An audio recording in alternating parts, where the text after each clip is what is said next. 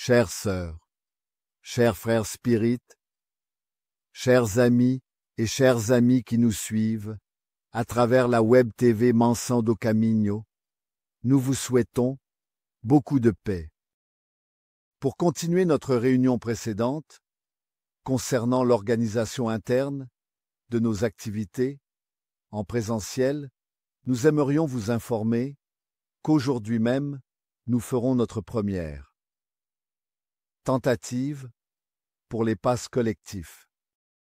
Comme d'habitude, au moment opportun, je ferai référence à tous ceux qui sont dans le groupe et nous collaborerons tous. Tout détail, toute difficulté.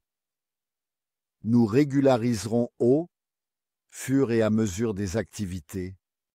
Comme il est naturel, après une longue période sans nos expériences en personne et avec les changements naturels que nous apporte la pandémie, la post-pandémie, nous aurons quelques difficultés à nous adapter aux moments névrotiques et anxieux du trouble panique, de la dépression, qui sont quelques-unes des causes psychologiques auxquelles les spécialistes de l'esprit et du comportement font référence de nos jours. Mais aujourd'hui, j'aimerais rappeler une figure très spéciale, mais qu'hier, et peut-être plus que jamais, nous avons besoin de paix intérieure. Les doctrines psychologiques profondes nous arrachent les matrices négatives de nos souffrances actuelles, certaines, parce que d'autres sont si fortement liées à notre inconscient profond, au périsprit, que la méthodologie thérapeutique présentée par les doctrines psychologiques ne parvient pas à trouver la cause, car la cause ne se trouve pas dans notre cerveau, dans notre système nerveux actuel. Elle est antérieure à notre constitution organique actuelle, car elle provient d'autres existences. Et c'est à ce sujet que la doctrine spirite, dans son aspect scientifique, éclaire pourquoi nous souffrons, d'où nous venons, où nous allons, et quelle est la raison de la souffrance humaine. Pour bientôt, dans la partie philosophique, nous dire la nécessité d'une transformation causale de nous-mêmes pour le meilleur. Ce n'est pas que nous soyons mauvais ou malveillants, mais plutôt désinformés, ignorants, comme l'a très bien défini Allan Kardec. Nous avons été créés simples, sans complexité et ignorants, c'est-à-dire nous pouvons être très bien informés dans un domaine de connaissance et ignorer la réalité que nous sommes dans le corps que nous avons. C'est grâce aux recherches de Gabriel Delany, en présentant les communications médiumniques du XIXe siècle, que la thèse du périsprit, le corps astral, le modèle organisateur biologique, comme l'appelle la médecine, est apparu sur la scène académique. Encore, aujourd'hui, l'université, Harvard, refuse la réalité de ce corps causal.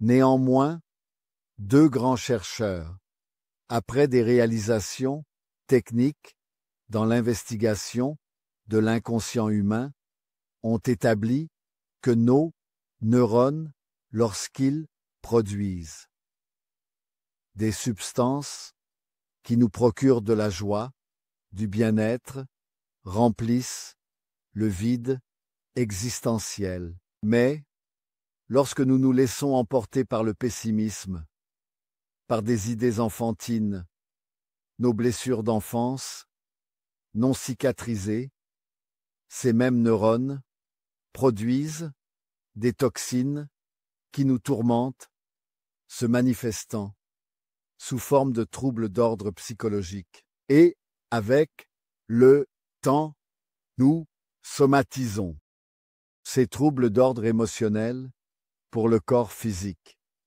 entraînant des maladies dont le diagnostic est très difficile et la guérison encore plus complexe. Alors, le spiritisme dans les deux phases, de l'investigation scientifique, qui sommes-nous, et dans la phase de la philosophie, pourquoi souffrons-nous, nous mène au succès de nature morale, à une troisième facette, que faire pour modifier notre état. Et nous faisons philosophiquement appel au personnage le plus remarquable de toutes les époques. Pour nous, c'était Jésus-Christ, notre modèle et guide. Pour cette raison, le spiritisme est une science philosophique au effet religieux. Ce n'est pas une religion traditionnelle, elle a des conséquences qui mènent à la croyance en Dieu, à l'immortalité de l'âme, à la multiplicité des existences corporelles, à la communicabilité des esprits et en plus à la croyance en la miséricorde divine des êtres immortels que nous sommes tous. À cette partie morale, nous donnons l'aspect religieux qui propose une éthique. Parce que chaque fois que nous parlons d'un aspect religieux, nous avons immédiatement en tête des religions traditionnelles, des doctrines théologiques.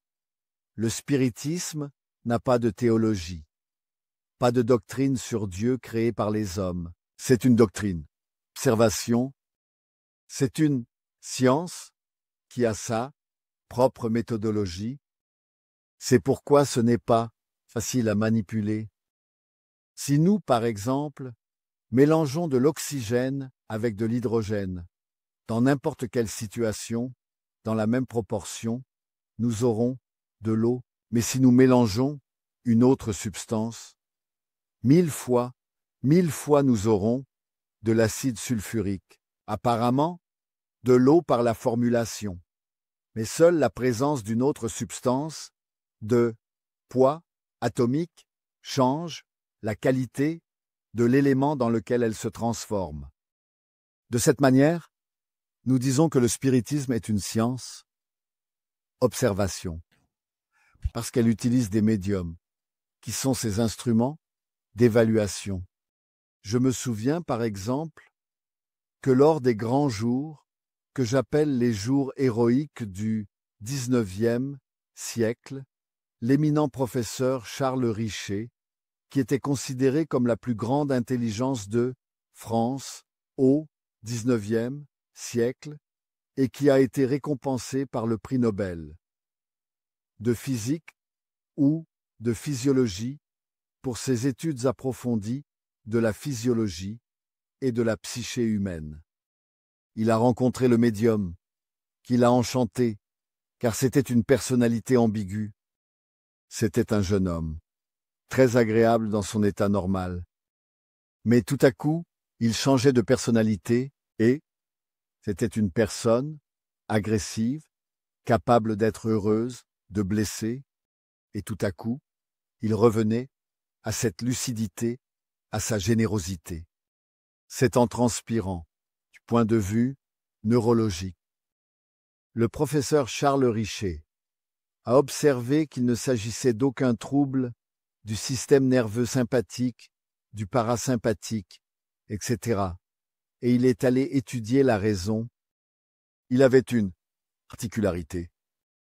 Il avait une vie normale comme nous tous, mais sa perception psychique était paranormale.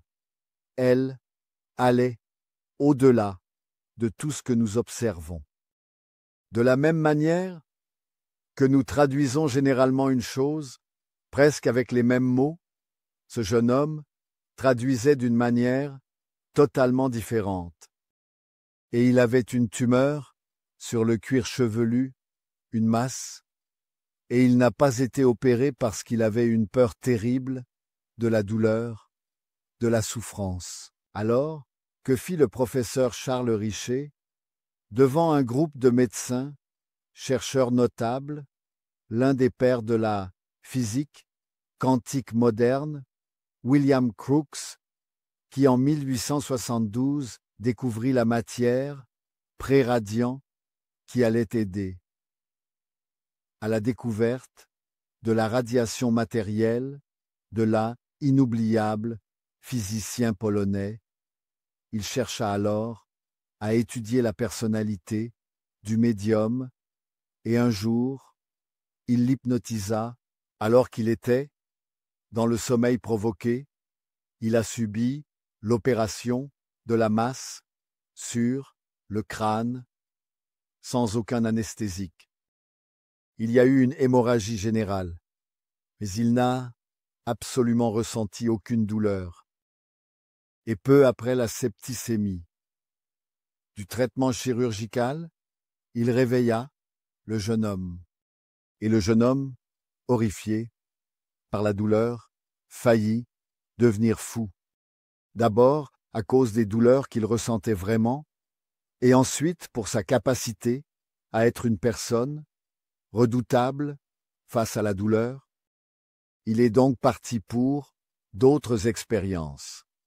Et plus tard, à Alger, l'ancienne capitale de l'Algérie, qui était une possession française, il avait un ami très cher, le général Noëlot, qui était français de Paris, et le général Noël avait une fille. La femme avait un fils très bon et noble, qui s'était marié il y a peu de temps, avec une jeune fille de 17 ans, nommée Marthe Béraud. Elle va apparaître dans les traités de métapsychique, sous le pseudonyme d'Eva Curière. Alors Marthe Béraud était une jeune femme spéciale. Parfois, il dormait chez son beau-père, et par les fosses nasales et la bouche, tout comme par les oreilles, une brume s'échappait. Cette brume, humide, qui flottait dans l'air et disparaissait ensuite. Elle a commencé à avoir des maux de tête gigantesques, et donc Charles Richer a préféré faire une recherche parapsychique avec elle. Il n'y avait pas encore de nom précis qui avait été généré. Il a mené une recherche métapsychique, en plus du psychisme. Le terme parapsychologie n'existait pas encore, etc. Et alors, elle a réalisé que, dans un état de transe spontanée, très profonde, elle parvenait à éliminer cette masse fluide en abondance à tel point qu'elle formait des mains qui se dissolvaient, qui formaient des corps masculins, arabes, avec l'habillement arabe du désert du Sahara. Alors cela a profondément impressionné. Pendant 10 ans, Marthe Béraud ou Eva Cugier a été examinée par ce sage éminent et plus de 30 sages. Des sages, au sens profond, des chercheurs, des psychologues, des psychiatres. Ce sont des doctrines qui étaient en train de naître à cette époque, à partir de 1875 jusqu'à cette période, de 1885, lorsque le laboratoire a été créé à l'université de la Salpêtrière, à Paris, et le directeur de ce laboratoire a été élu comme l'étudiant le plus remarquable en anatomie, Jean-Martin Charcot. Charcot était une figure presque divinisée. Il était si important que Sigmund Freud poursuivait à cette époque, à Vienne, la question de l'hystérie. Pourquoi les femmes étaient-elles hystériques? Et il a commencé à réaliser que notre conscience, la zone de notre conscience, n'était pas suffisante pour expliquer l'être au-delà de la conscience. Il a donc créé la probabilité que la conscience, est un sous-sol où étaient archivées les expériences déjà vécues, et il a donné à ce sous-sol le nom de subconscient. En même temps, à la même époque, à Zurich, le jeune neurologue a lu les expériences de Freud et a été fasciné parce qu'elles concernaient beaucoup ce fameux dépôt de la conscience qu'il a commencé à appeler inconscient. C'était une question de dénomination. Et dans cet inconscient, il a perçu une variante. Il y avait un inconscient pour les souvenirs récents, mais il y avait un inconscient de souvenirs dont la personne n'avait pas conscience. Il est très courant, voir des gens dire « Je me souviens de choses quand j'avais 3 ans ». Alors des gens sont apparus en disant « Je me souviens de choses avant de naître ». Mais comment? Si avant de naître il n'existait pas, comment pouvais-je concevoir? Il a alors créé l'inconscient individuel, celui que j'hérite de mes parents depuis le moment de la conception jusqu'à maintenant, et un autre, inconscient, curieux. C'est ce qu'on appelle l'inconscient lectif. Dans mon inconscient, selon Jung, je sais tout ce qui se passe dans l'univers. Et Freud a commencé à réaliser que cet inconscient était peut-être responsable des 3 grands maux ou psychopathies du XIXe siècle. L'hystérie, qui avait la primauté, l'épilepsie et la schizophrénie. Parce que 2 frères jumeaux, ni vite l'un, étaient si différents, la cellule était unique. Ils se divisaient en 2 individus apparemment identiques, mais avec des personnalités totalement différentes. L'un était un scientifique, l'autre un criminel. L'un se consacrait à des causes nobles, et l'autre, depuis ses premiers jours, avait des tendances perturbantes liées au sexe. Combien d'enfants, mal nés, ont des manifestations sexuelles d'adultes et pourtant n'ont aucune conscience? Alors, Freud a conçu que l'individu est tourmenté par un problème sexuel. Tout ce qui est désastre organique provient de l'inconscient collectif, qu'il a nommé libido. Celui qui aime beaucoup manger, quand il parle d'une feijoada baiana, ressent déjà la libido alimentaire. Celui qui vit, tourmenté par la fonction sexuelle, c'est la libido du sexe. Et le mot libido est devenu maudit, car les méchants l'ont rapidement adapté uniquement au sexe, et, en même temps, à la perturbation. Alors, nous avons là 3 branches.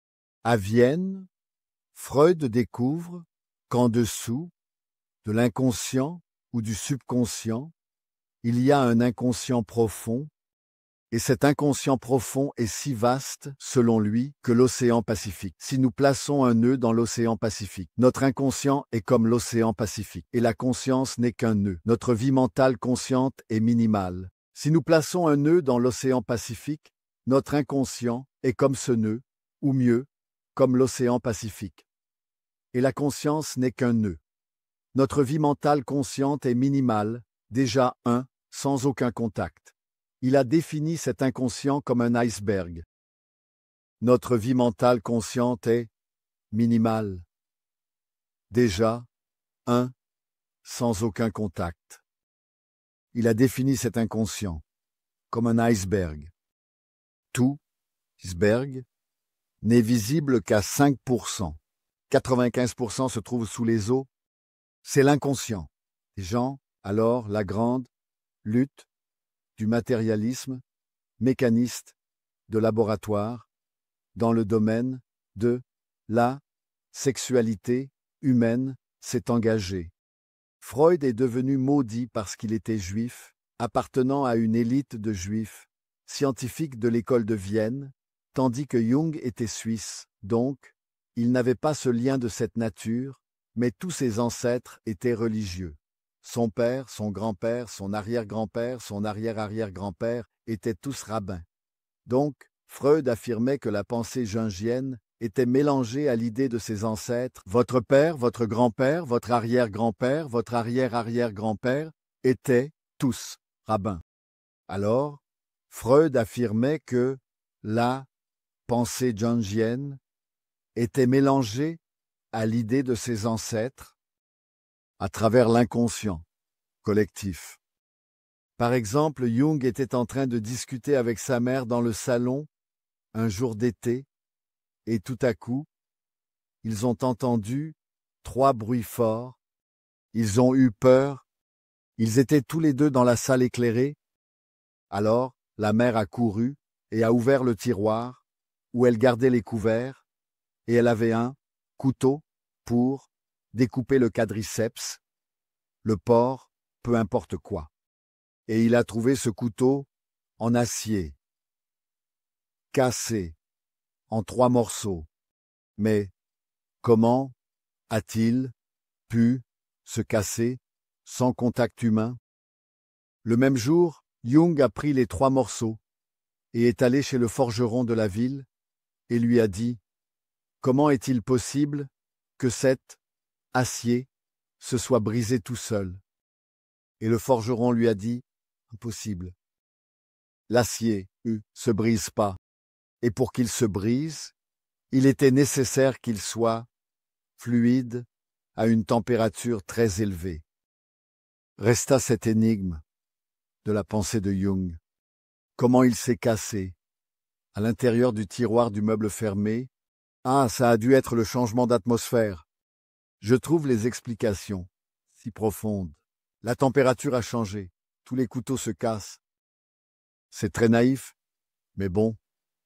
Il est resté dans l'attente, mais il se souvenait que son grand-père, qui était rabbin, montait tous les vendredis au grenier et s'y inclinait sur une chaise, qu'en Europe on appelle rocking chair, une chaise à bascule, et il y avait une autre chaise qui restait vide, et il notait le sermon qu'il allait prononcer le dimanche, dicté par sa femme qui était déjà décédée.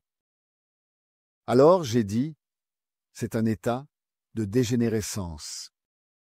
Et il considérait son grand-père comme un dément, mais un dément qui parlait d'une manière extraordinairement correcte, non seulement l'allemand, mais aussi le dialecte de Zurich, qui a un dialecte appelé zuricho, et qui est beaucoup plus difficile que l'allemand lui-même.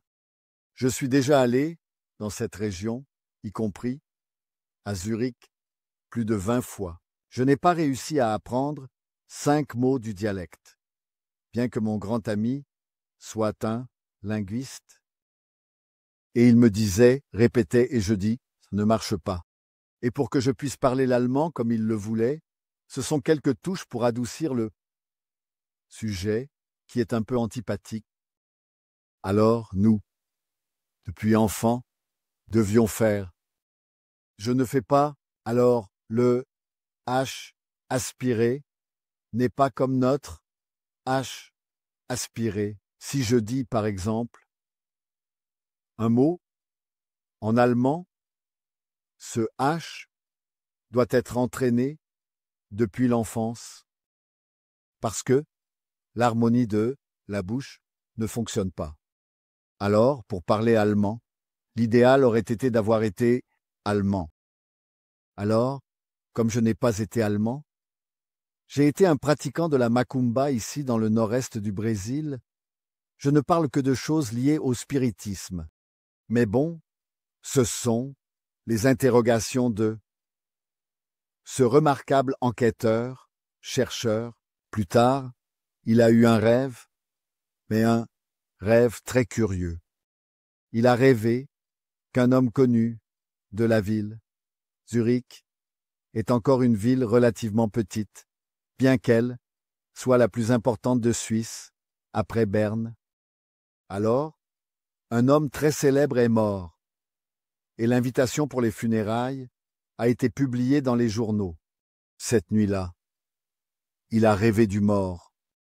Le mort lui est apparu et lui a dit « J'aimerais que tu viennes chez moi, parce que j'aimerais que tu lises un livre. » Alors, il s'est déplié, dans le rêve, et est allé chez le monsieur. Et il dit « Entre dans ma bibliothèque. Sur la 2e étagère, il y a 3 livres tombés à l'arrière.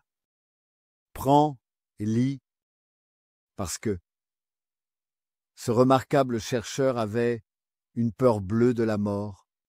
J'adore les matérialistes qui ont peur de la mort. Ça doit être très agréable de mourir et de disparaître.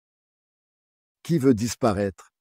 Il veut se montrer surtout à ses ennemis pour dire « Maintenant c'est moi qui suis de ce côté ». Et donc il avait une peur terrible. Et les 3 livres parlaient de la mort, écrits par le Français Émile Zola. Ils étaient tombés. Aussi, il s'est réveillé et est resté abasourdi. Mais il n'avait aucune relation avec cette famille. Mais comme c'était un scientifique, et c'était un scientifique admirable, j'ai une passion pour son œuvre. Il est allé chez lui.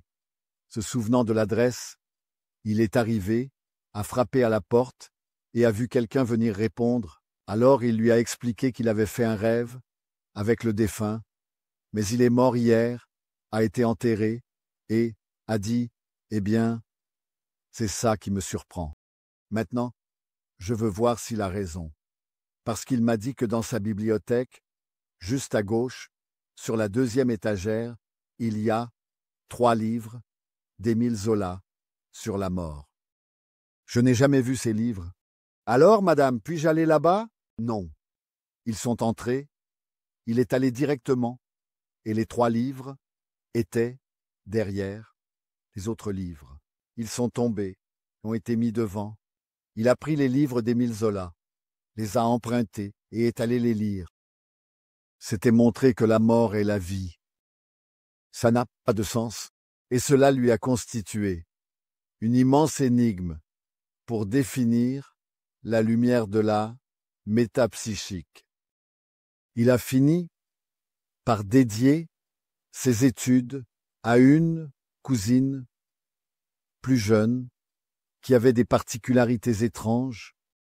Cette fille parlait parfois comme son grand-père, et il trouvait cela charmant.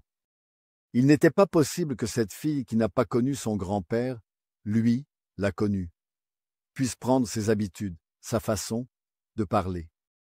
Alors il a réalisé 2 ans d'expérience avec elle et a constaté que c'était le grand-père qui communiquait.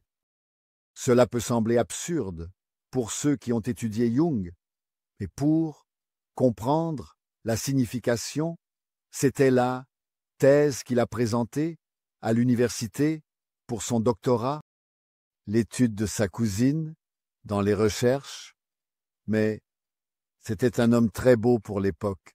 Et la fille était très jeune et belle pour l'époque, et elle a essayé de sortir avec lui, a essayé de le conquérir. Il était un grand conquérant plus tard, et bien sûr, lui, respectant les traditions de la famille.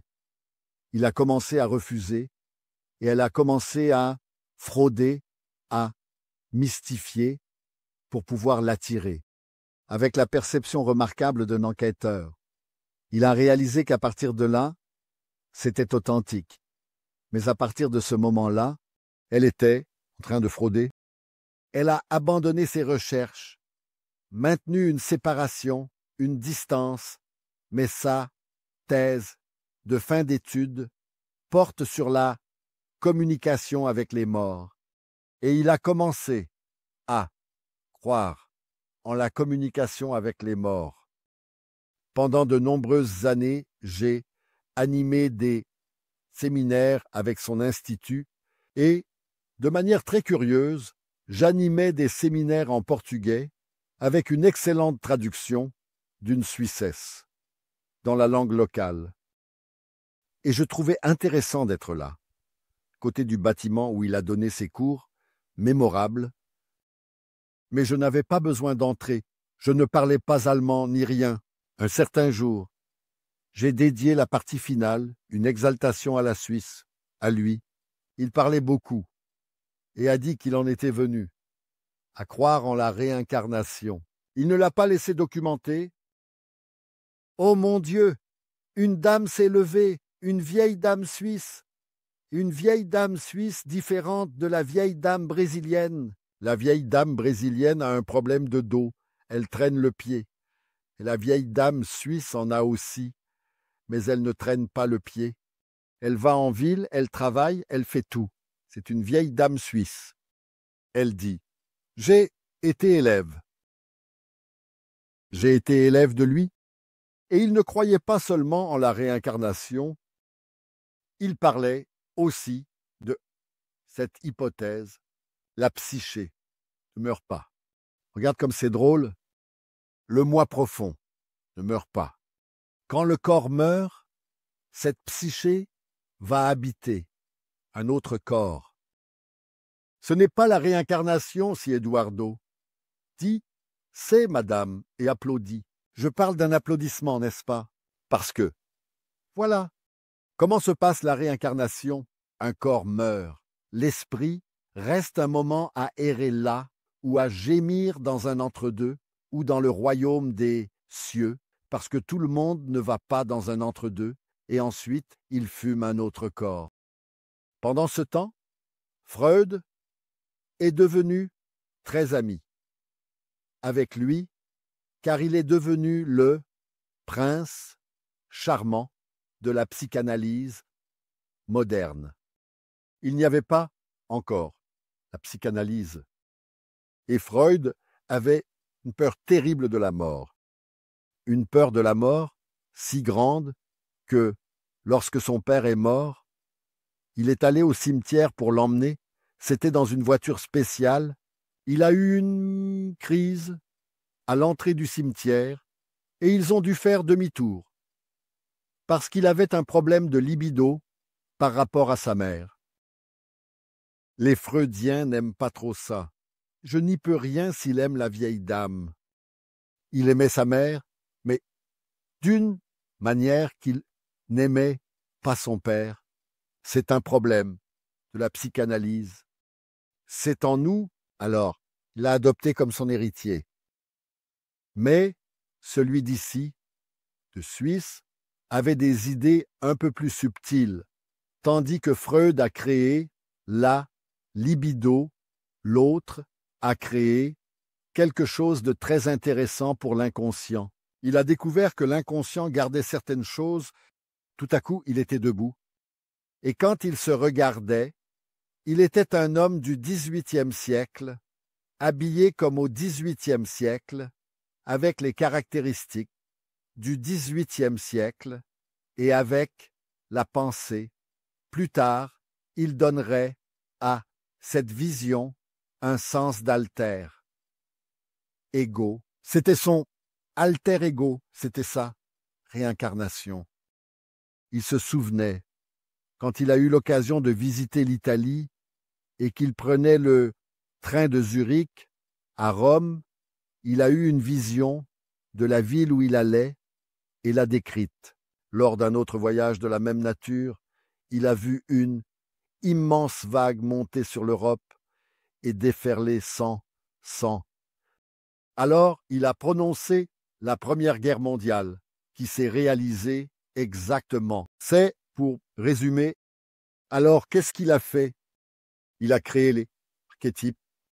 C'est un mot curieux, qui vient de deux mots grecs, archétypoi, ancien, archétypes, qui établissent des biotypes, des références. Alors, nous avons tous des archétypes. De temps en temps, on regarde et on dit « Mais je te connais, je t'ai déjà vu ». Et là, nous disons à la personne des choses que nous n'avons jamais su être archivées dans notre inconscient. C'est un archétype que nous avons en nous, ou alors nous regardons et nous détestons. La personne est sympathique pour le monde entier, mais pour nous, c'est une tragédie. C'est un autre souvenir de quelqu'un qui nous a blessés dans le passé, etc. Alors, les archétypes sont des souvenirs anciens. Et là, nous commençons à avoir des archétypes de toute nature. Aujourd'hui, dans la psychanalyse, de la psychologie profonde de Jung, l'archétype joue un rôle fondamental et Jung en est arrivé à une idée, un archétype très familier. Nous avons la clarté, la vie mentale. Mais dans notre vie mentale, nous avons tous une ombre. Nous avons quelque chose, une tâche, une erreur, quelque chose que nous cachons. Alors, l'ombre est un archétype qui nous tourmente, la fleur timide. Parler en public, je ne meurs jamais. Mais pourquoi tu ne parles pas? C'est un archétype. C'est un tourment d'une incarnation précédente, et donc cet archétype, généralisé, on antipathise facilement les autres, parce qu'on est en conflit avec soi-même, et c'est fantastique, parce que beaucoup de choses que nous attribuons aux autres sont en fait les nôtres. Personne ne m'aime ou n'aime ceux qui me regardent. Rien. C'est nous qui sommes très antipathiques. Nous sommes toujours sur nos gardes. Je le dis, tout le monde. Johanna d'Angel a écrit une phrase à ce sujet. Ne restons pas sur nos gardes. Restons aimés. C'est si facile d'éveiller l'amour, le sentiment, mais nous rencontrons une personne et nous nous armons déjà. Celui-ci va être mon ennemi. Ou est-ce que tu es venu ici pour prendre ma place, pour me renverser? Et nous faisons rien, c'est une personne nouvelle, simplement nouvelle, que nous ne reverrons jamais. Mais l'ancienne, ombre. Et là, à me poursuivre, et je regarde cet auditorium et je dis, personne vaut rien. C'est mon ombre, c'est ce que je suis dans mon inconscient. Alors, je regarde tout le monde à travers le miroir de mon inconscient, car on ne peut identifier que ce que l'on connaît. Ce que nous ne savons pas, nous ne savons pas ce que c'est. Alors, l'ombre est notre miroir de l'inconscient. Alors, nous avons Freud, cette empreinte, et Jung, cette empreinte qui est beaucoup plus douce, à mon avis, c'est évident, ce sont les archétypes. Mais un jour, les deux se sont rencontrés à Vienne. Freud a invité Jung à venir à Vienne, et Freud a reçu ce herboriste d'une manière fantastique quand ils se sont assis dans la bibliothèque. En s'asseyant, une partie de la bibliothèque a craqué si fort qu'on aurait dit que les niveaux allaient s'effondrer. Les deux ont eu peur, et là, Freud a dit « Chaque fois que je suis ici, cela arrive ». Et Jung a répondu « C'est un phénomène que ma présence provoque aussi. Cela provient d'une irradiation de notre être profond. » Ensuite, Freud est devenu désespéré parce qu'il s'est découvert un mystique et a rompu l'amitié parce que Freud ne permettait à personne de s'éveiller. Quelqu'un va à l'encontre de ses idées, mais ils sont restés plus ou moins amis. Invités à venir aux États-Unis, je trouve cela très pertinent. Ils sont venus sur le même navire et, à un moment donné, ils ont été obligés de parler. Un long voyage sur ces merveilleux navires du passé, et alors, il y avait les deux amoureux du bateau, et l'un d'eux a dit « Maître, aimeriez-vous me raconter un de vos rêves ?» Parce qu'à travers le rêve, il allait traduire la vie mentale de Freud. Freud a souri et a dit « Le rêve, je ne m'en souviens presque jamais. Et toi, comment rêves-tu » L'autre a dit « Alors, hein ?» Et c'est resté comme ça. Alors, si quelqu'un veut me raconter un rêve, je veux écouter pour bien voir comment la personne est à l'intérieur. C'est ainsi qu'est née l'interprétation des rêves. Pas celle qui a un livre là, Elle a rêvé que le mariage est mortel. Elle a rêvé avec une dent carriée. C'est mort. Elle a rêvé de je ne sais quoi, c'est le mariage. J'ai déjà tant rêvé de mariage. Je n'ai jamais vu ça si mal tourné. Plus je parle du rêve, moins de candidats apparaissent. Alors, nous voyons là la naissance d'une doctrine pour explorer ce que nous sommes et que nous ne savons pas. Mais pendant ce temps, à l'université de la Saupritaire, Jean-Martin Charcot essaie de dire que les femmes sont hystériques à cause d'une question de libido. C'est une question profondément sexuelle, et Freud soutient avec des tampons, il abandonne Vienne et vient vivre à Paris. Notez l'influence du maître. Il parlait allemand, mais c'était du français. Il a dû améliorer son français pour assister aux cours de Charcot, qui étaient appelés les cours du mardi. Les médecins qui allaient avaient des cartes de visite. Par exemple, le docteur Divaldo Franco, participant au cours du mardi, regarde, comme c'est chic. Alors, ceux qui fréquentent ici les cours du mardi mettent un tel participant du chemin de la rédemption le mardi. Je trouve ce côté humain tellement beau. Et alors, c'était le maximum. Mais il y a toujours le mais. Les gauchos disent m'en veut dire. Alors, mais il s'est passé quelque chose de curieux. Un certain jour, j'étais à l'université de la Sopraterra. Le recteur de l'université d'Athènes, une grande personnalité, et soudainement une hystérique, parce qu'il y avait un pavillon d'hystériques. Il y en avait 25 là dans le pavillon de la Salpêtrière, mais celle-ci était différente. C'était une hystérique, analphabète, rêveuse, capable de dire des choses incroyables.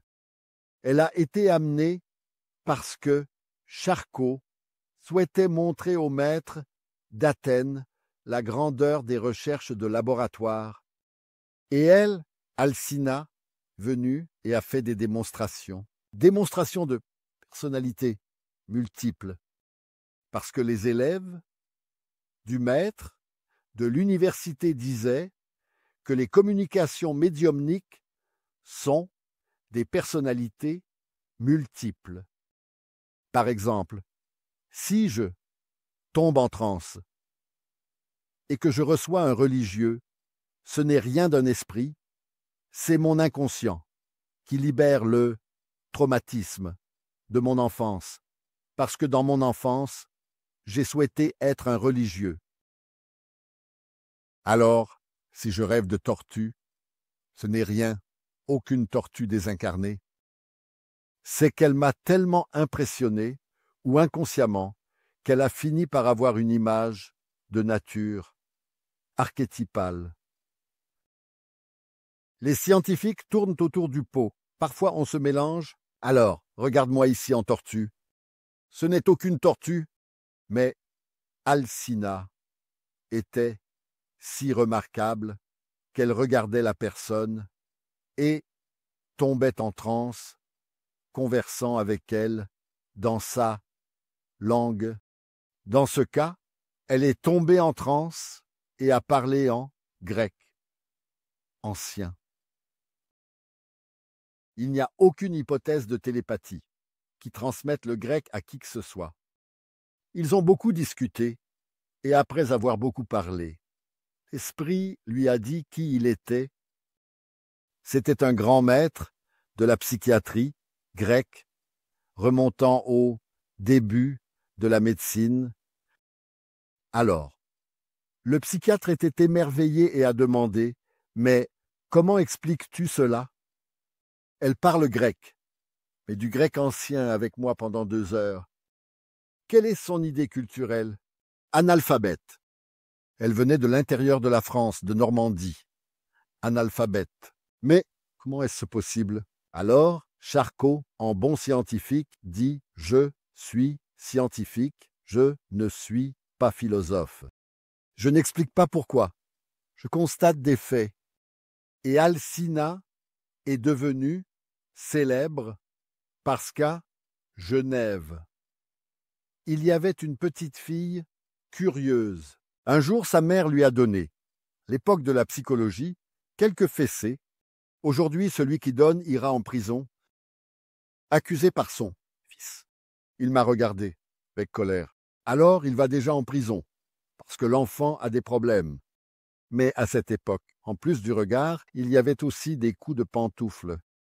Et Dame a donné une claque à sa fille. Elle a eu un choc, s'est tournée vers sa mère, et elle a commencé à dire des choses que sa mère ne comprenait pas. Elle disait cette chose étrange, alors la mère, une autre claque, parce que c'était le caprice de la petite fille. À partir de ce jour, la petite fille ne parlait plus français, qui était la langue de Genève. Eh bien, non plus tard, tout le monde s'était habitué. Et un jour de marché, la mère est allée avec, elle au marché, et la petite fille parlait cette chose qu'elle ne savait pas ce que c'était, et la mère ne posait aussi aucune question. Quand il s'est arrêté, un homme a regardé la petite fille et a demandé « Quelle remarquable, avec qui a-t-elle appris le chinois ?» La mère a dit « Comment savez-vous cela ?»« Je suis chinois, et elle parle le chinois ancien, et il a discuté avec elle, discuté, et a même dit au revoir. À partir de là, elle a aussi commencé à parler français. Elle a commencé à parler français. Elle est sortie de l'inconscient profond. Elle-même et est venue à cette réalité de la conscience actuelle. Cette fille parlait 8 langues, 2 langues mortes et 2 langues éteintes. Elle a été étudiée par le plus grand pédagogue suisse du XIXe siècle et disait être la réincarnation de Marie-Antoinette, mais d'une manière telle que, dans une expérience collective, si je me souviens, que j'avais un bureau. Et ce bureau avait un secret, où je gardais ma correspondance la plus importante. Je ressens de la nostalgie pour ma table. Et elle a décrit la table. Bien entendu, pendant la Révolution, tous les meubles du palais furent jetés à la rue, cassés et vendus. Alors, les enquêteurs de Genève sont allés dans le pays, ont recherché dans les antiquaires, ont trouvé la photo de la table et ont trouvé la table. Ils ont acheté la table pour une bouchée de pain et l'ont emportée sans rien dire. Ils ont placé la table discrètement à l'entrée. Ils ont acheté la table pour une bouchée de pain et l'ont emportée sans rien dire. Ils ont placé la table discrètement à l'entrée et quand elle est entrée, « C'est ma table !» Elle a couru et a touché le secret, le tiroir. C'est ouvert là et il était encore là. C'était ses lettres. Mais ce n'était pas seulement ça.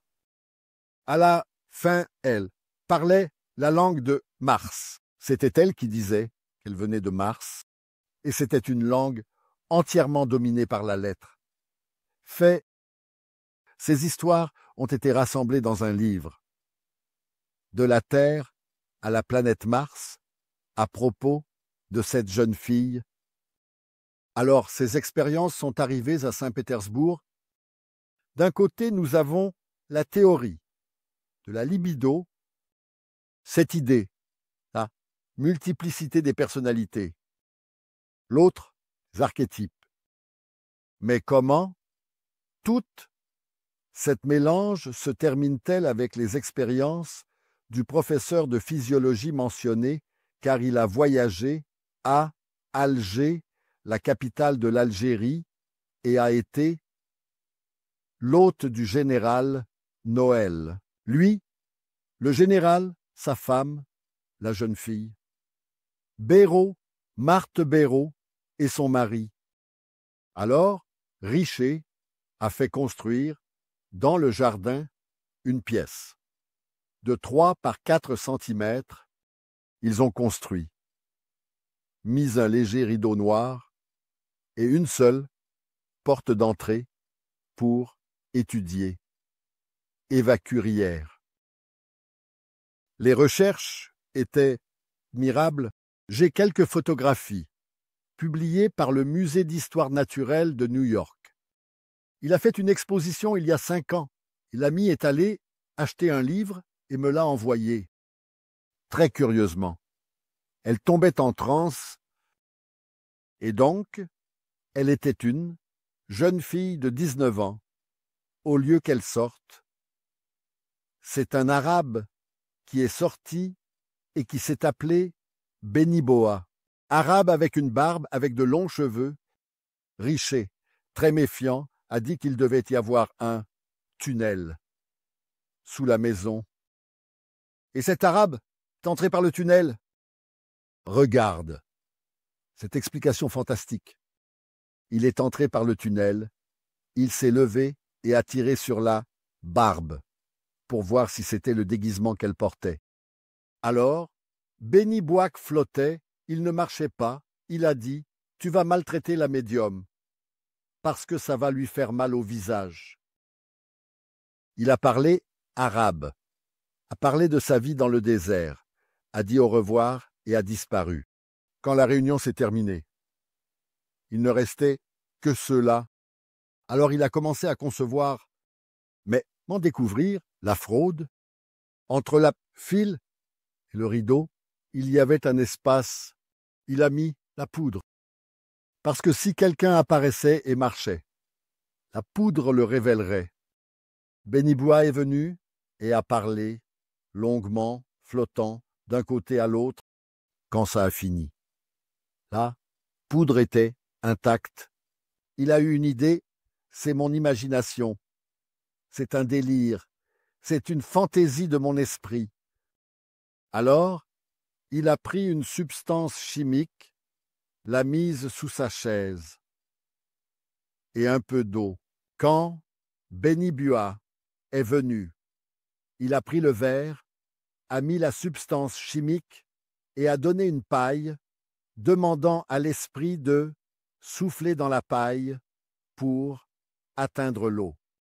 Beniboua a soufflé et l'eau est devenue laiteuse. C'est un test chimique.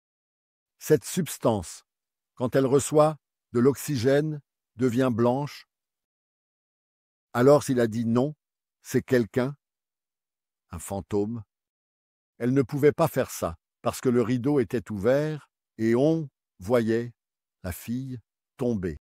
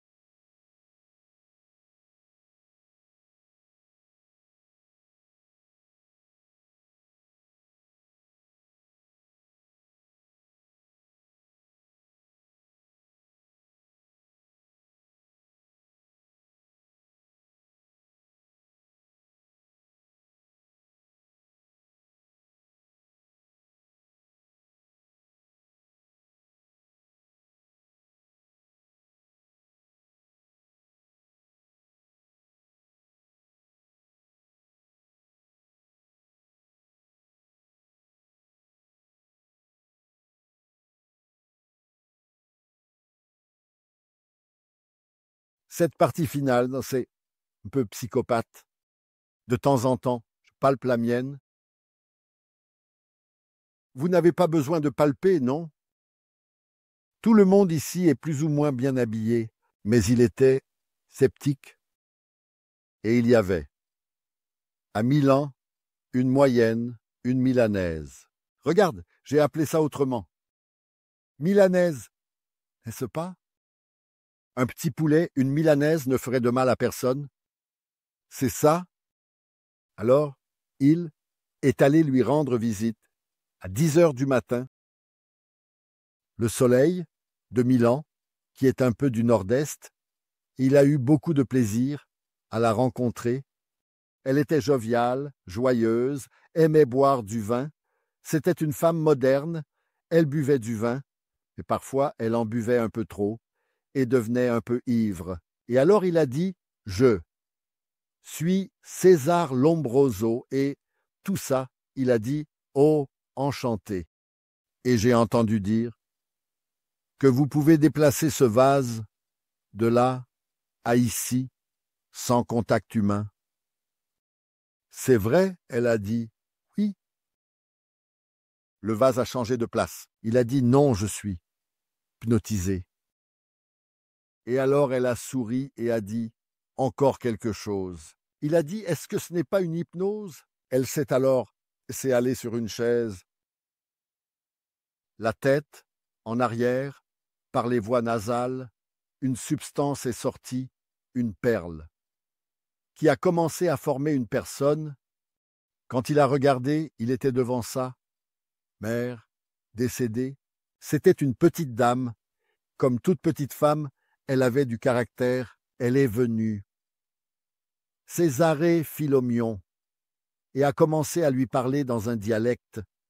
Elle n'a pas parlé italien, parce qu'il venait d'une province et communiquait en dialecte. Et elle ne savait pas l'italien, sa mère. Quand il a vu ça, il a été terrifié et a étudié la médium pendant 20 ans. À la fin de l'étude, il a écrit Ipsis verbi ou Ipsis litteris. J'étais un matérialiste, si convaincu et si complet, que dans mon imagination, il n'y avait pas de place pour une existence spirituelle. Mais les faits sont impératifs. Les faits m'ont vaincu. Moi, maintenant, je suis aussi un esprit. Alors, les faits. Et science, Hernandez Guimarães Andrade, parce qu'il vient du Brésil, ne peut pas rester en arrière. A été considéré comme le plus grand chercheur de la réincarnation au monde. Ici, ils ont été avec lui, à São Paulo, à Bauru, où il a passé les avant-derniers jours de son existence, des visiteurs illustres, qui ont enquêté sur la réincarnation en Inde, à l'Université des États-Unis, qui a à l'Université de Virginie 2000 cas de réincarnation prouvés par des psychologues et des thérapeutes efficaces. Alors, tout à coup, il a explosé aux États-Unis que les maladies actuelles ont des racines dans des incarnations passées et la thérapie est apparue. La méthode de thérapie à travers des processus rétrospectifs de la mémoire. Aujourd'hui, la réincarnation en Amérique a une moyenne de 40% de personnes qui y croient. Normalement, il n'est pas nécessaire d'être spirit, ils croient en la réincarnation et continuent avec leur thèse. Voilà les faits de ce qu'on appelle investigation scientifique. Je suis très ami avec Hernani, j'ai été avec lui.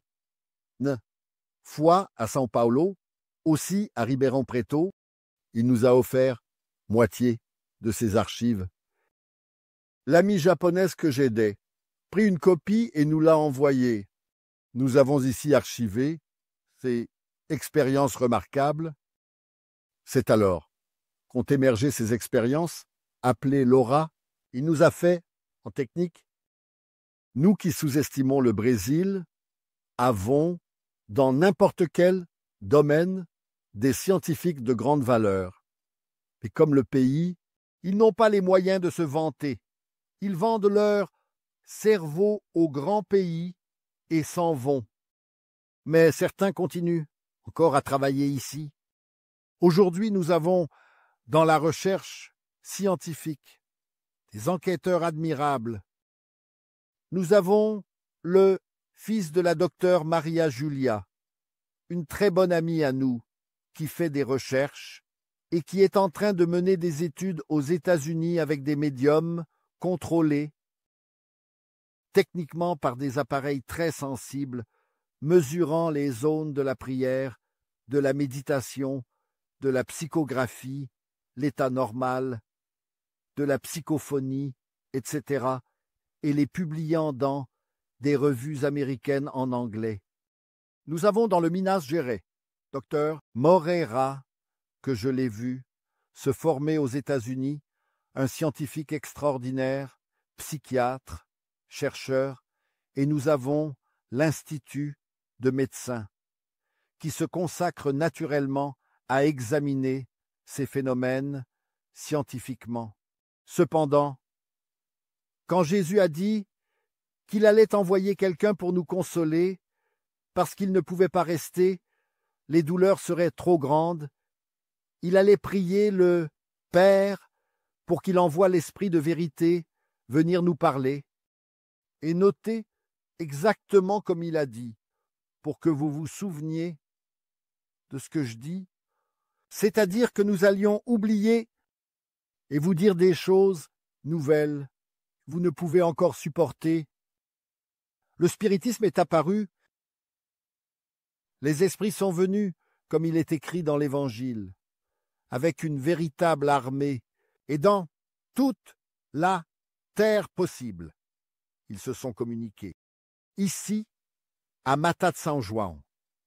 J'ai le document de 1843, quand on tenait la séance médium unique, et le gouverneur, le comte des Arcos, a reçu une pétition de la police qui a recommandé de fermer cette maison où les gens se réunissaient tous les mercredis à 20 heures pour parler avec les morts avant Allan Kardec.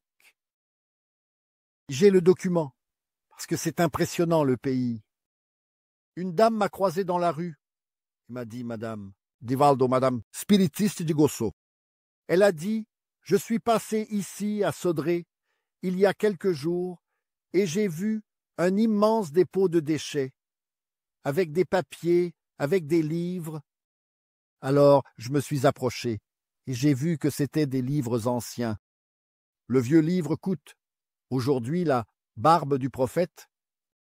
Ce n'est pas bon marché comme document, et j'ai aussi cela. Là, j'ai failli évanouir. C'était la lettre au commissaire de police demandant de fermer le noyau. Le mot spiritisme n'existait pas encore. Elle a été créée en 57. Alors, j'ai commencé à lire. Le comte des Arcos en train de faire une documentation sur le spiritisme en Europe. Des documents impressionnants, jetés à la poubelle. Naturellement, je pense que le bibliothécaire était athée ou converti à une autre religion et a fait le ménage quand la Bibliothèque nationale est partie de Sodré pour la Praça municipale et a jeté ce document et d'autres précieux. C'est pourquoi le Brésil est un pays sans mémoire. Nous n'avons pas de mémoire, nous n'avons pas de documents, nous ne prenons pas soin. Quand le document est vieux, Maria le jette. Mon Dieu, c'est la documentation, c'est l'histoire, c'est la vie. Un musée, une institution qui a cette documentation. Ça a de la valeur. Nous sommes tout dans le passé. Alors, en arrivant à toutes ces nouvelles, à la salpêtrière, l'éminent professeur a même dit qu'il allait effrayer. Les enquêtes, parce qu'elles avaient atteint un point où ils ne pouvaient pas aller plus loin. Parce qu'ils n'étaient pas d'accord avec l'immortalité de l'âme. Alors, l'immortalité de l'âme a pris le contrôle de l'Europe. Au Brésil, c'était déjà basique, parce que nous avons un héritage génétique, parce que la médiumnité est organique. Ce n'est pas un don, ce n'est pas un miracle, ce n'est pas une concession, c'est une faculté organique. Comme j'ai des cellules pour la mémoire, des cellules pour l'intelligence, des cellules pour l'aptitude, j'ai aussi des cellules.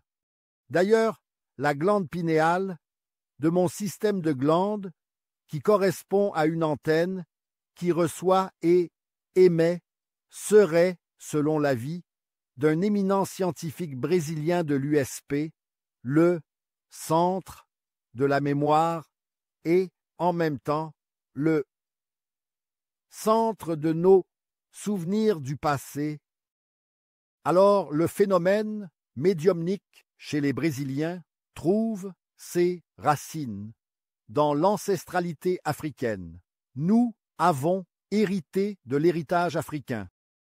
Beaucoup de gens n'aiment pas ça, mais je vais parler. De l'année 1868, il y avait au Brésil, grand chercheur en génétique, et Dom Pedro II a demandé combien de blancs il y avait au Brésil.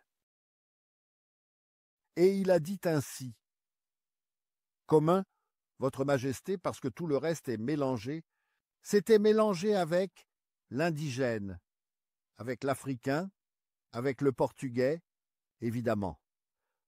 Dom Pedro II, parce qu'il est né de Pedro Prin, et à 5 ans, il a déjà eu la régence pour pouvoir gouverner le pays. Alors, nous sommes tous mélangés. Il suffit de faire un test ADN et on va dire « Oh là là, son sang est rouge !» Mais celui de l'Indien est aussi rouge. Celui du Noir est rouge. Le Japonais est aussi rouge.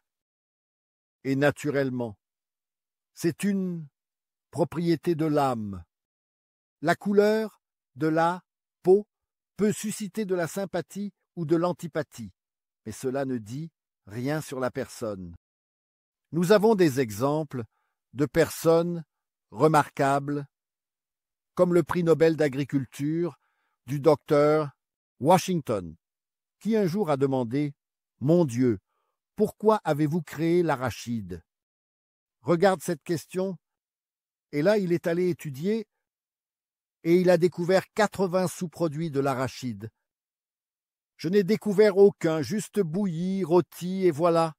Je me suis résigné. Alors, il a gagné le prix Nobel. Quand il est revenu aux États-Unis, il est entré par la porte de derrière parce qu'il était noir, mais c'était un prix Nobel d'agriculture, et ainsi de suite. La plus grande éducatrice américaine, Meryl D. Jean et MacLeod, Bechley, était noir. Et je suis tombé amoureux de cette femme quand j'étais très jeune et que je lisais sa biographie. Et récemment, j'étais dans l'État du New Jersey et j'ai donné une conférence dans une université. Et là, je trouvais sa photographie. J'ai failli rire de joie. Elle avait fondé cette université noire et belle. Alors, quand Ford a fait un voyage en Californie et est allé à la plage d'Osmond, où il a séjourné dans un hôtel très cher. Elle l'a appelé parce qu'elle savait qu'il était un homme très généreux. Il lui a demandé s'il pouvait l'aider, elle, à créer une école, parce qu'il était interdit aux Noirs d'étudier. C'était en 1880-1890, c'est assez récent, et 80 000 de 90, c'est assez récent. Et je lui ai dit, bien sûr, ça m'a fait beaucoup de plaisir. Ils ont fixé un entretien. Et le jour venu, elle est allée à l'hôtel, mais elle n'avait pas vraiment de vêtements appropriés. Elle est passée près d'une poubelle et a pris un manteau en fourrure en plein été. En Californie, pauvre femme, et elle l'a enfilé. Elle transpirait comme un couscous. Et donc elle était tout emmitouflée dans sa fourrure. J'imagine. Scène. Le portier est arrivé. Quand il entre, l'a interdit. Elle ne pouvait pas entrer. Les Noirs entrèrent par la porte spéciale, s'ils ne pouvaient pas monter à l'étage. Elle a demandé « Non, mais j'attends, mes sœurs. » Faute. Pourriez-vous au moins me dire le numéro de son appartement? Le portier, qui était aussi noir, a dit « Elle a tranquillement enlevé ce manteau, a pris l'escalier de secours, 8 étages, est entrée, a sonné à la porte. » Alors l'assistant est venu, a ouvert et a dit « Mais vous êtes une noire. Tu me dis que je ne sais pas que je suis noire. J'ai besoin que tu me dises. Et toi non plus, tu n'es pas noir. Mais c'est interdit. Il est blanc. Monsieur Ford, je suis ici. Il est sorti de la chambre en souriant. Mais tu es noir. Je suis. Mais regarde ses dents. Très bien. Il a trouvé ça tellement beau. Que vouliez-vous dire, monsieur? Je voulais vous emmener voir mon école et que vous m'aidiez. Mais il y a aussi une autre demande. Je voulais être assise dans votre voiture, vos côtés. J'adore les gens audacieux. Et assise à côté de Ford, dans la Ford Bigode de 1929. Imaginez, quelle merveille. Et puis elle est descendue, bras dessus, bras dessous. Le portier, quand l'a vue, a failli s'évanouir. Elle est montée dans la voiture et a fait un petit signe d'au revoir à Allé qui était sur le trottoir. Et la voiture est partie d'Osmond et a avancé. Il a dit « Mais madame, où est-ce » C'est tout près, jusqu'à ce qu'elle arrive à un endroit. Magnifique.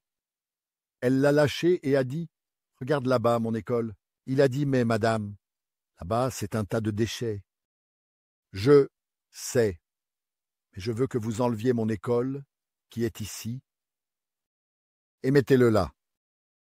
Il a ri et a donné 50 000 $ en 1929. Et elle a construit la première école pour les Noirs.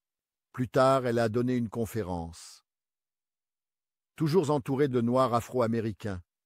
Et alors, elle a ressenti une douleur et a été emmenée d'urgence, dit-on à Chicago.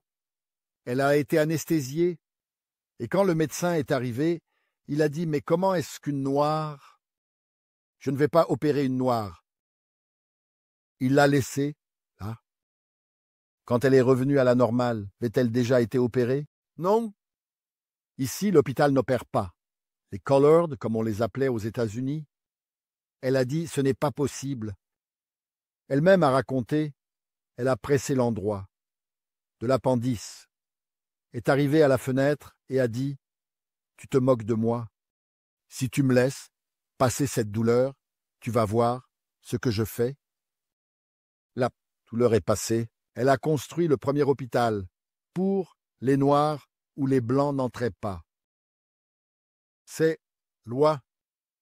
Et elle a éduqué seulement 10 millions Noirs aux États-Unis.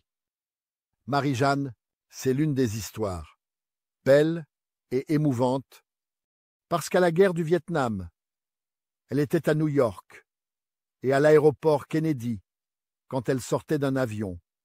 Un soldat venait pour monter dans l'avion. Quand le soldat l'a vue, il l'a reconnue et a sauté la clôture qui séparait les Blancs et les Noirs et l'a embrassée. Alors le collègue a dit « Mais comment oses-tu embrasser cette Noire ?» Le soldat a dit « C'est à cause d'elle que je vais à la guerre. Elle a apporté le droit, la liberté pour les êtres humains. Madame, je vais mourir. Je suis jeune, j'ai 21 ans, mais je vais mourir pour ta cause. » Elle a reçu la plus grande compensation de toute sa vie et est décédée en tant que charmante vieille dame. Quelle beauté Dieu nous a donné. Ainsi aussi dans le spiritisme, nous voulions construire une école en 1947, mais j'étais fonctionnaire. Et tous les fonctionnaires publics, non fédéraux, des vieilles rancunes, avaient ordonné, je pouvais, à peine, manger, m'habiller, payer la femme de ménage et faire les voyages à pied. Mais j'étais très bien rémunéré. Alors, nous ne pouvions pas acheter une chaise. Une amie nous a prêté sa maison, et dans le jardin, il y avait un manguier, un mangue épais, celui qu'on meurt après avoir mangé. Alors, qu'est-ce que j'ai fait? Je suis allé dans un magasin et j'ai demandé quelques caisses d'oignons qui venaient de l'intérieur dans des caisses. Ils m'ont donné 6 caisses. Alors, nous les avons mis sous le manguier et j'ai invité une amie, la professeure Hirasi Kuna, qui était aussi un peu folle, idéaliste. J'ai dit comme ça, je travaille à partir de midi. Tu viendrais l'après-midi? Elle a dit, je suis déjà ici pour toute la journée. Nous avons créé l'école Jésus-Christ. Aujourd'hui, l'école Jésus-Christ a 1250 élèves. Et avec les 3 écoles et le lycée que nous avons, selon le Fantastico, qui était ici et a fait les statistiques, nous avons déjà accueilli plus de 130 000 enfants du quartier qui ont commencé avec la caisse d'oignons. Et même pour cela, ils n'ont pas laissé, maintenant, dans l'ENEM, d'aller à la faculté de médecine, avec une note de 94, parmi les 3 millions de candidats. Ici, chez nous, nous avons eu 17 avec des notes au-dessus. Ici, du bois de lime. Le bois de lime sera un jour évoqué. Bois de lime, en français. Mais parce qu'un jour une voix m'a dit « Va, aime, ne collectionne pas les rancunes ». On aurait dit la voix du Christ. À travers la bouche vénérable de Johanna de Angeles, mon fils, ne te plains. Jamais. La loi divine est inabordable et se réalise toujours. Ça ne te dérange? Pas du tout. Aime et sers. Alors je me souviens de Chico Xavier. Un jour, accablé par la presse, il a dit « Je sais, je connais tous mes défauts. Je connais toute la persécution de la presse. » Il a été très persécuté et a reçu des coups au visage de personnes malheureuses. Mais je ne me soucie pas, car celui qui m'a appelé me connaît. Et ils viennent travailler avec moi. Je sais qui tu es, travaille pour moi. Alors, ceux qui ne sont pas satisfaits vont et se plaignent à lui, c'est notre Seigneur Jésus-Christ. Alors, je travaille pour Jésus. Nous sommes appelés à l'amour. Les voies spirituelles nous appellent à l'amour. Je vais bientôt conclure. 3 heures de l'après-midi. À peu près, je termine. Hier, nous avons reçu des amis de la KPM qui sont venus nous embrasser. Pour l'anniversaire, j'ai demandé mais quel âge? Ils disent que c'est 95 ans. Je ne pense pas, mais laissons ça de côté. Et alors ils sont venus, ils ont amené des enfants, une autre institution chez Eugénia. Et ça m'a touché parce que quand cette entité a été fondée en 1956, la KPM et le La Fabiano de Cristo, nous étions 10 fondateurs et je suis le dernier. Tout le monde est déjà mort, y compris Jorge Andrea qui était partenaire, Chico, Pastorino. Ces spirites qui étaient là à cette époque, et j'ai signé. Et alors ils sont venus me rendre hommage pour le fait que je suis encore, j'ai détesté le encore en vie. Encore pourquoi? Imagine, un petit corps comme ça, d'un torero à la retraite, ce n'est pas possible, mais ça me touche vraiment beaucoup. Et cette émotion m'a coupé la voix. Parce que j'ai vu ces fondateurs de 1956, j'avais 9 ans, ils sont revenus, l'au-delà. Le colonel Jaime Hollenberg voulait éduquer des enfants, mais il ne pouvait pas. Alors il a créé l'assurance vie, la KPM, la caisse de prévoyance, des militaires. Elle est devenue une gigantesque aujourd'hui, qui occupe la 3e place au Brésil, parmi les compagnies d'assurance, et il a créé le foyer, Fabiano de Cristo. Fabiano, celui qui au Morro da Carioca sauvait des gens, guérissait, et qui est la réincarnation de José Anchieta. Alors il a créé. En 1970, là, Fabiano de Cristo éduquait 41 000 enfants. Pour aller à 1000 enfants, peu de gens le savent, parce que le bien va doucement comme une brise et le mal comme une tempête. On sait beaucoup plus sur le mal que sur le bien. 40 000. La dictature est arrivée. La dictature a créé quelques embarras. Le foyer a dû se modifier. La KPM a dû créer un autre département, KPMIZA, pour pouvoir maintenir jusqu'à aujourd'hui. Et ça se maintient au nom de qui? De Cristo. Parce que Hollenberg était afro-descendant et à Sergipe, analphabète. Il est allé vivre à Rio de Janeiro à étudier et est devenu colonel. À une époque où il y avait certaines précautions dans les forces militaires pour éviter que les afro-descendants n'atteignent certains postes, et cet homme un jour est sorti de la gare centrale du Brésil et a vu un enfant allongé sur le trottoir. Alors il a réveillé l'enfant et a demandé « Il était orphelin, il n'avait personne. » Il a demandé « Ça te dérange de dormir chez moi ?» Non. Il l'a porté et l'a emmené chez lui. Et il a pris soin de plus de 40 000. C'est l'amour de Jésus-Christ.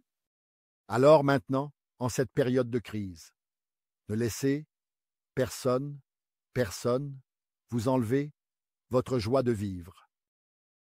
Ne vous inquiétez pas des médisances. Jurer, c'est comme la glace. C'est délicieux, mais ça se termine bientôt. Nous avons donc du goût. Mais ne laissez pas vos âmes être amères pour le mal. Quand quelqu'un attaque, dit des choses, justes ou injustes, sourit et dit « Pauvre de lui, il va aussi mourir. » Un homme m'a poursuivi pendant plus de 20 ans. « Ah, Valdo, tu vas en enfer. » J'ai dit « Fais confiance à Dieu, tu vas en enfer. » Il a dit « Voyons, qui ira en premier ?» Où ça? J'ai dit « Vers l'enfer, bien sûr. » Et il est parti, pauvre de lui. Eh bien, je ne sais pas s'il est allé en enfer. C'était juste devant moi. J'ai cédé ma place à lui avec grand plaisir. Alors Jésus dit, venez à moi, vous qui êtes dans l'affliction. Prenez mon fardeau, élevez-le, recevez mon fardeau. Il est doux. Venez à moi, je vous soulagerai. Alors il ne nous coûte rien de penser ce soir à Jésus, non pas comme une figure religieuse, mystique, mais comme une personnalité historique. Comment être plus élevé que Dieu nous a offert pour être des guides et des modèles. Et maintenant que nous allons appliquer les étapes, chacun de nous doit faire un voyage intérieur vers son problème, sa douleur, et dire « Je suis ici, Seigneur. Soulage mon fardeau. » Préparons-nous, c'est quelque chose, rapide. Fermons les yeux. Je demande à la technique, diminuer la lumière. Je demande aux compagnons de médiumnité de prendre les places dans les couloirs, là-haut,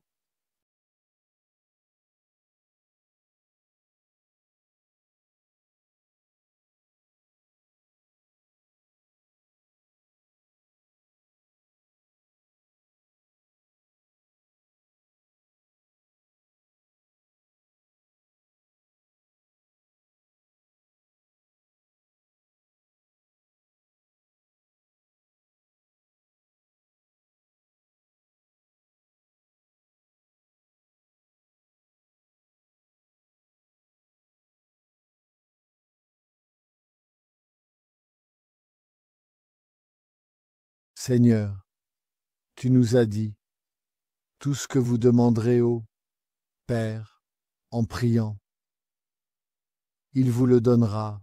Nous prions, suppliant la miséricorde. Nous prions et nous nous offrons pour le travail de l'amour. Nous sommes dans l'attente de tes bénédictions. Aie pitié de nous.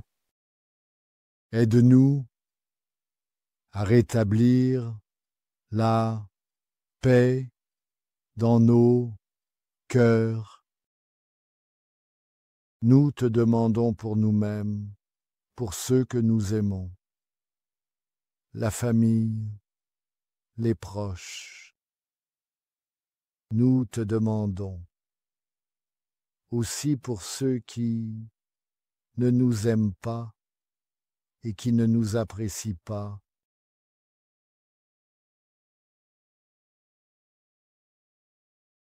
Nous te prions pour notre maison, ton temple, que nous veillons temporairement.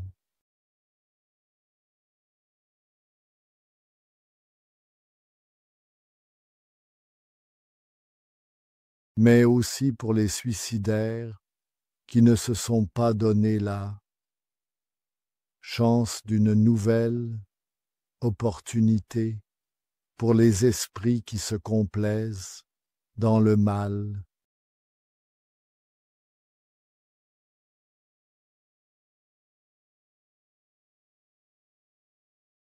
Nous te demandons, en faveur de la paix de notre paix personnelle, familiale, sociale, de la paix sur terre.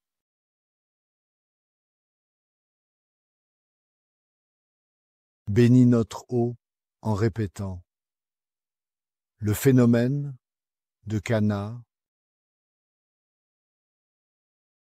lui donnant des propriétés curatives, ami inégalable et bien-aimé, bénis le combat des héros anonymes, qu'ils soient persécutés ou non, et reçois le meilleur de notre gratitude pour nous aimer et pour que nous puissions aussi t'aimer. Permets, avec l'âme en joie, qu'en ton nom, en nous souvenant du Père aimant et de la Mère très sainte, nous vénérions les mentors qui sont avec nous. Terminons notre réunion en souhaitant beaucoup de paix à nous tous. Notre réunion est maintenant terminée.